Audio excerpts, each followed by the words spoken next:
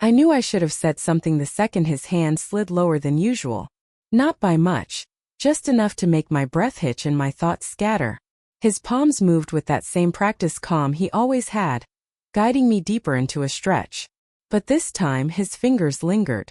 His touch wasn't correcting my posture anymore, it was learning me, tracing the edge between muscle and something far more fragile. I didn't stop him. I didn't flinch.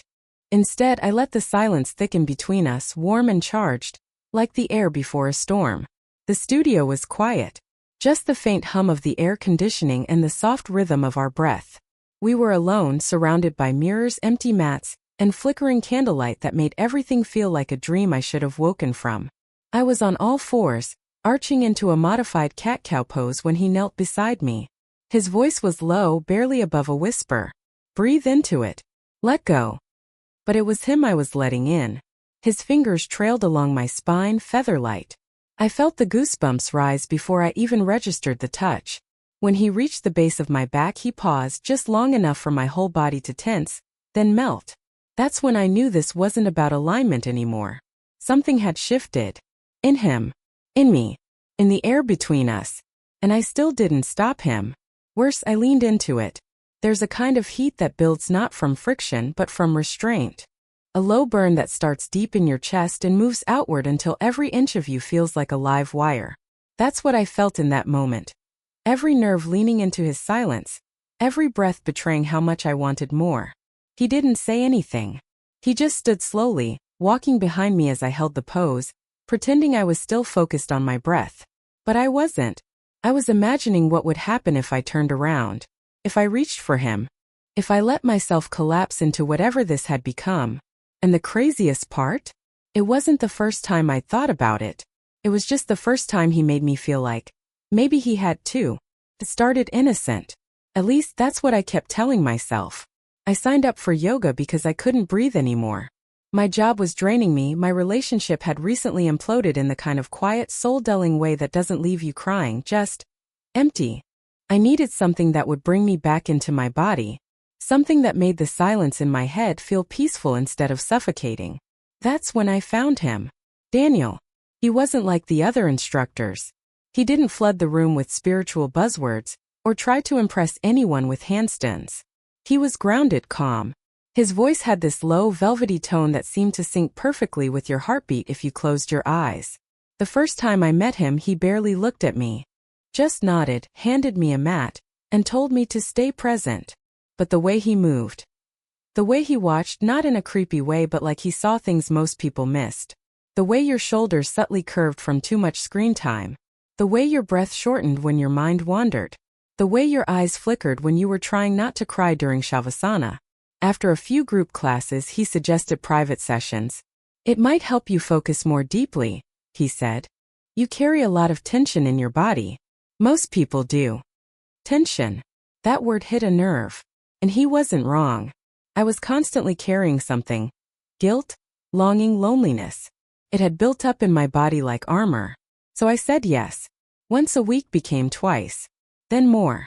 It wasn't supposed to be anything more than stretching, breathing, and silence.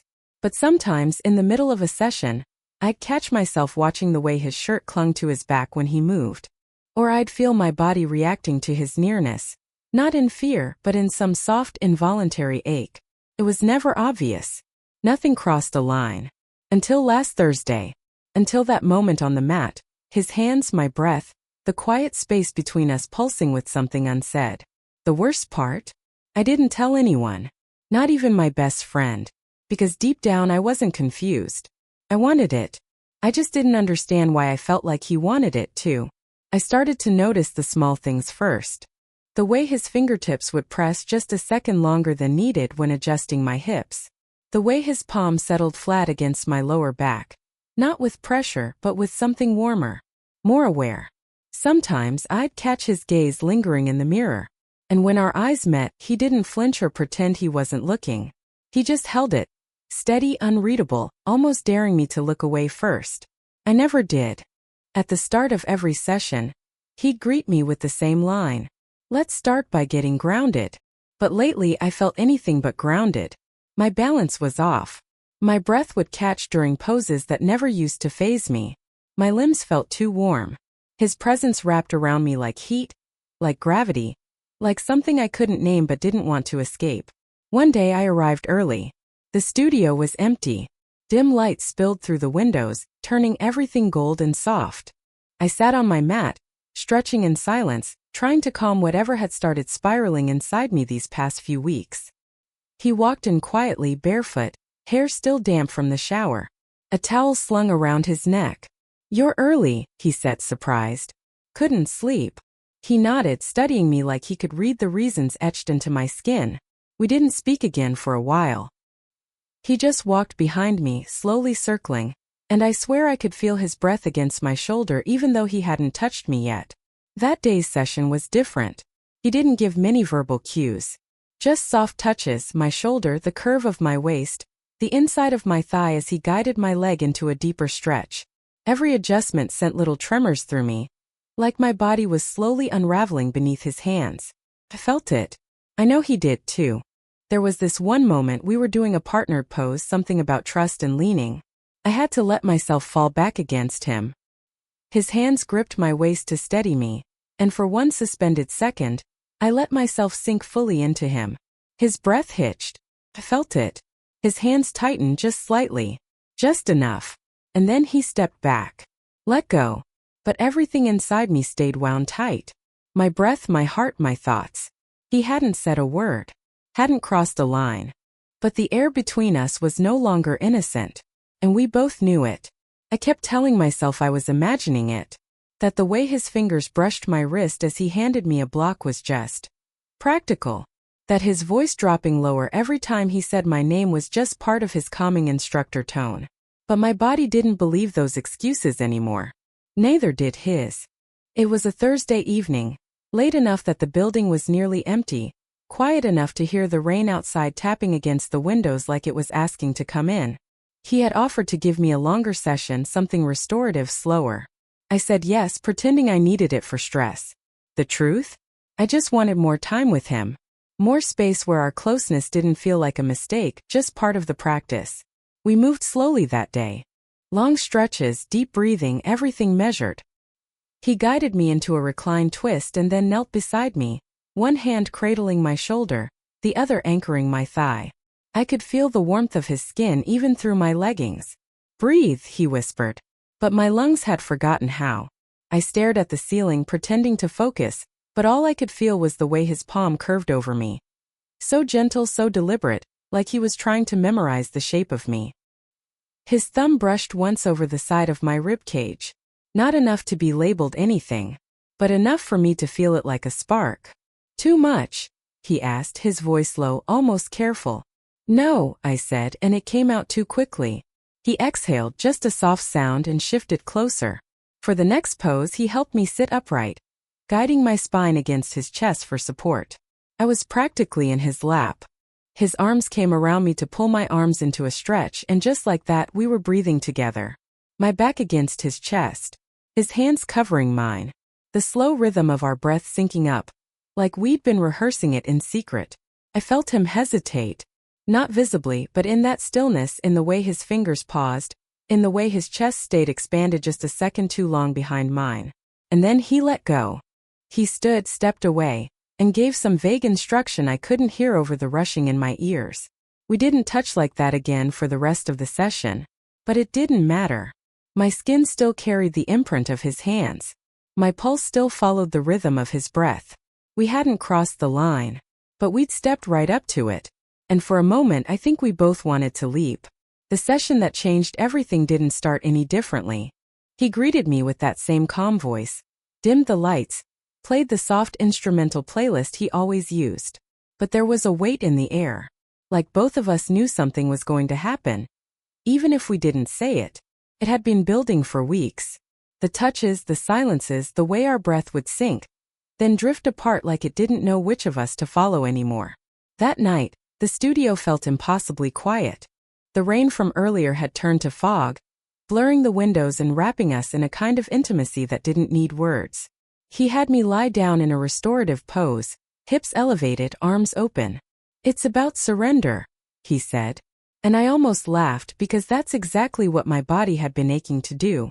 He moved around me slowly, adjusting a bolster then a block. And then he knelt beside me, closer than usual. His hands reached for my ankles first. His touch was slow, confident. I felt the warmth of his skin seep through mine like he was coaxing something out of me I tried to hide. And then up. His palms slid along my calves, knees, thighs, stopping just at the edge of where they shouldn't. "Is this okay?" he murmured. I didn't speak. I nodded. Barely. His hands continued. Gentle. Exploring. Not clinical, not correcting. Curious.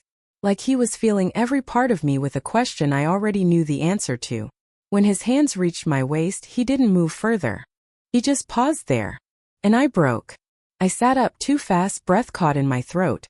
My hand reached out, maybe to stop him. Maybe to pull him closer. I don't even know. But he was already there. He didn't kiss me. He just looked at me. Eyes dark, expression unreadable. My pulse thundered in my ears. Then his hand reached up slowly and brushed a strand of hair from my face. His fingers grazed my cheek. His thumb lingered. And I leaned in. It wasn't a kiss, not really. It was breath against breath.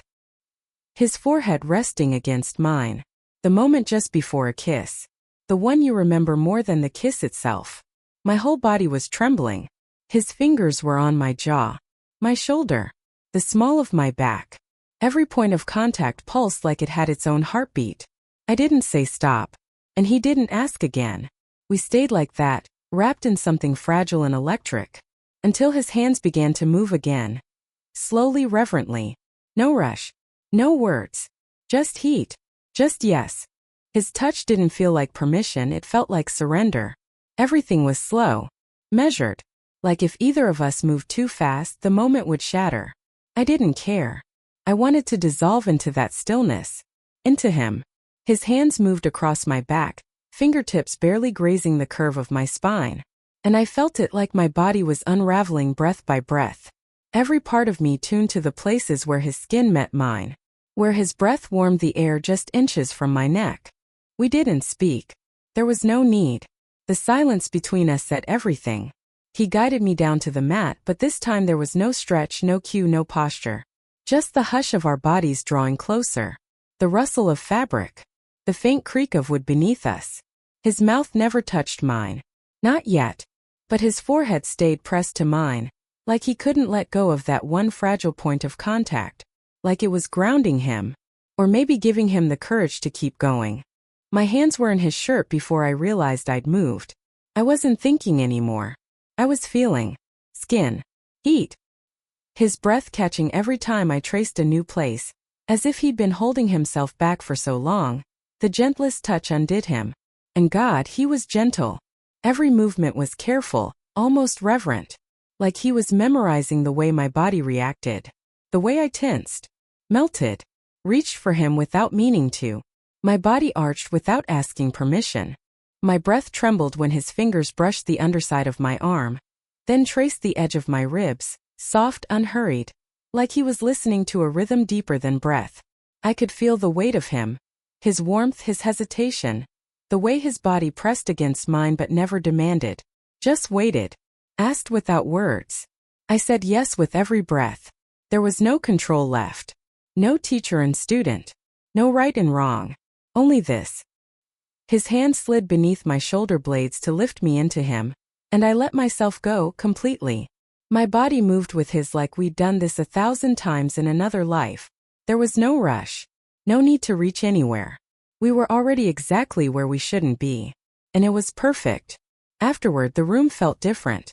Not colder, just still. Like the air was holding its breath with us. He stayed close, lying beside me on the mat, our shoulders barely touching. No one said anything. The flicker of candles danced against the mirrored wall, and I watched our reflections, two silhouettes blurred by sweat, breath, and something that felt like regret curling around the edges. I should have felt shame, but I didn't. What I felt was strange, like I'd finally scratched an itch I didn't even know I had. And now all that was left was the raw skin beneath. He sat up first, dragging a hand through his hair, his jaw tight. "We shouldn't have," he said quietly, not quite looking at me. I didn't answer.